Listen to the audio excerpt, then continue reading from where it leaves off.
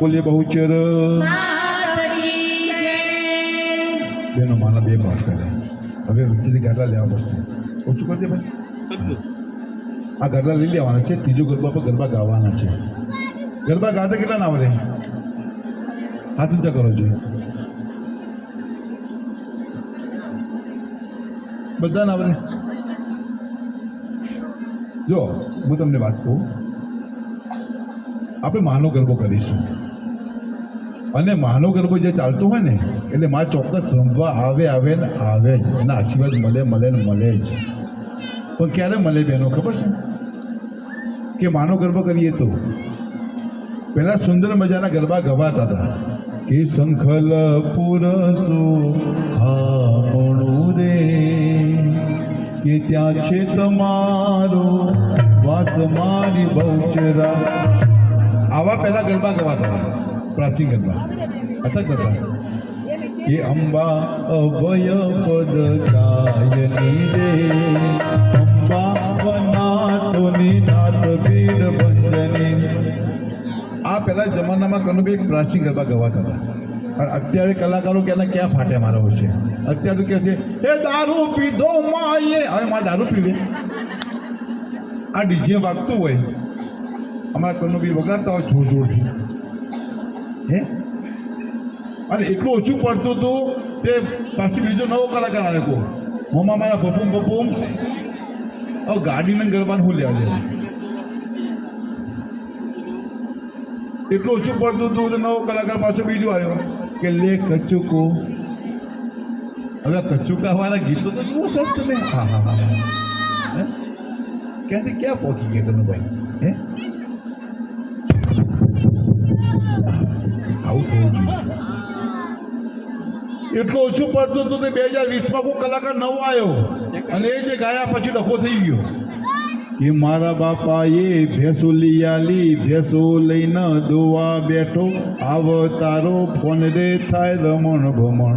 આ રમણ ભમણ ત્યાંનું થયું છે. હજી રખી આવતી.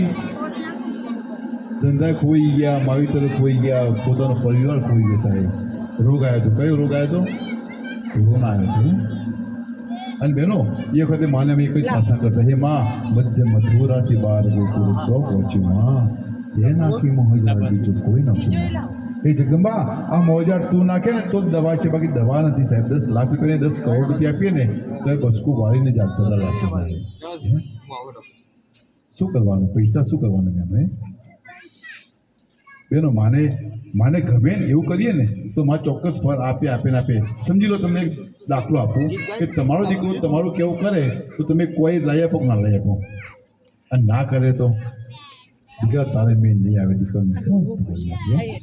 બસ માં થાય એવું જ છે. માને ગમતું કરીએ ને તો માં ચોક્કસ ફળ આપે જ. બાકી માને ગમતું ના કરો ને તમે સાહેબ તો કે મા દીકરા તો અહીંયા તું આવી જ નહીં બેટા. આ ચોક્કસ થઈ જાય દીકરા. હે ત્રીજો ગરબો કરવો છે આપણે, પણ આપણે ભજન બાકી રહી પાછું. જો આ ભક્તિનું પાછું છે કે નહીં મોટી બેન? બધા સંભળાય છે ને? હું કહું છું આ ભક્તિનું પાછું છે. સંગાથી આ જ આપવાનું છે, બીજું કંઈ આપવાનું છે? ગમે તેમ બગાવો ખાઈશું તો નહીં આવી બેન મોટી બેન. હે સંગાથી આ જ આપવાનું, ભક્તિ જ આપવાની છે. ચાલો એને આપણે ભજન થઈ જાય. બધા ગાજો, બધાને આવડે છે કે ભક્તિ કરતા છૂટે પ્રભુજી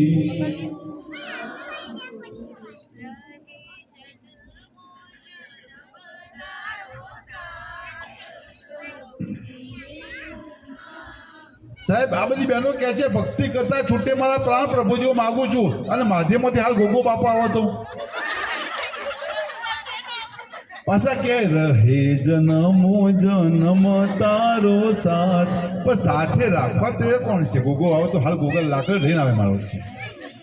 તો ભક્તિ હાચી ગોગો આવે હાચી જાનકી બેન?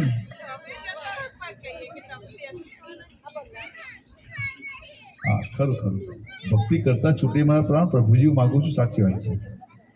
એમાં આ ગરબો કરો કે ભજન કરો ને અમારો પ્રાણ જાય ને તો મને બહુ આનંદ સાહેબ. હે એ સાચું છે ભાઈ. બાકી અત્યારે તમને કહી દઉં કે કદાચ દીકરાનું લગ્ન ના થતા હોય ને તો મને મળવાનું, ચોક્કસ હું લગ્ન કરી આપીશ. આ માઇકમાં ખુલ્લે આમ કહું છું હું બધાને કે દીકરાનો ઠેકોણું ન પડતું હોય તો આ ગરબો પત્યા પછી હું દવા બતાવીશ બધાને જો ઠેકોણું હું ના પડે સાહેબ તમને આવી જ જાય. હા પહોંચો પછી તમે કહેશો. હા પેલો બધા પાણી પી લો પછી આપણે ત્રીજો ગરબો કરીએ બધા. હા